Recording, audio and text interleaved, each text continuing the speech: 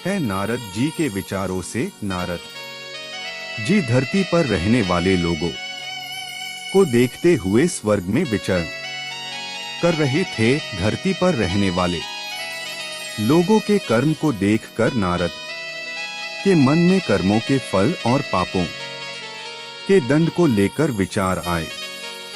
अपने यह विचार लेकर वह ब्रह्मा जी के पास जाते हैं और ब्रह्मा जी से पूछते हैं, हे ब्रह्मा जी, यदि बुरे कर्म करने वाला इंसान अच्छे कर्म करने लग जाए तो क्या वह अपने पापों से मुक्त हो सकता है? क्या वह अपने पापों से मिलने वाली सजा से बच सकता है? तब ब्रह्मा जी नारद जी के इन सवालों का जवाब देते हुए कहते हैं कि हाँ भी और नहीं भी हाँ का मतलब यह कि अगर कोई इंसान अपने किए गए पापों से मुक्ति पाना चाहता है तो उसके लिए निस्वार्थ भाव से अपनाया गया दान, पुण्य, धर्म और भक्ति का रास्ता सबसे उत्तम होता है। अगर इंसान दिल से अपने पापों का पश्चाताप करते हुए निस्वार्थ भाव से दान, पुण्य, धर्म और भक्ति का रास्ता अपनाता है तो वह उस जन्म में अपने मिलने वाले पापों के दंड से मुक्त हो सकता है। इससे उस इंसान के किए गए पापों की सजा कुछ कम जरूर हो जाएगी, लेकिन पापों का दंड तो जीवन काल में भोगना ही पड़ेगा।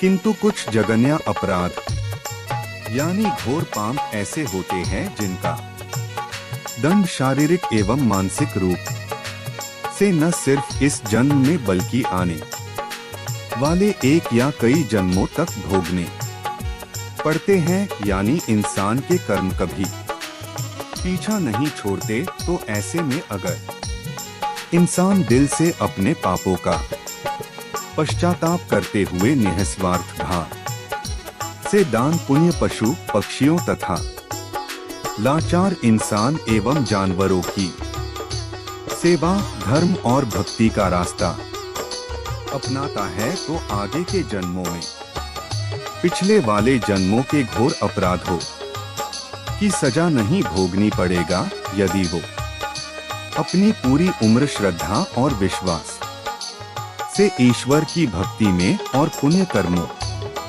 में लगा देता है तो वह अपने पापों से सदा के लिए मुक्त हो सकता है।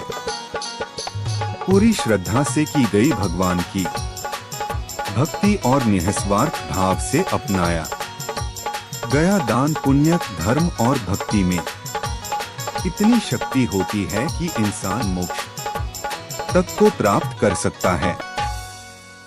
कानों में एयरफो लगाकर कर्मों के फल से जुड़ी इस अद्भुत वीडियो को जरूर देखो। और नहीं का मतलब ये कि अगर वो इंसान दान, पुण्य, धर्म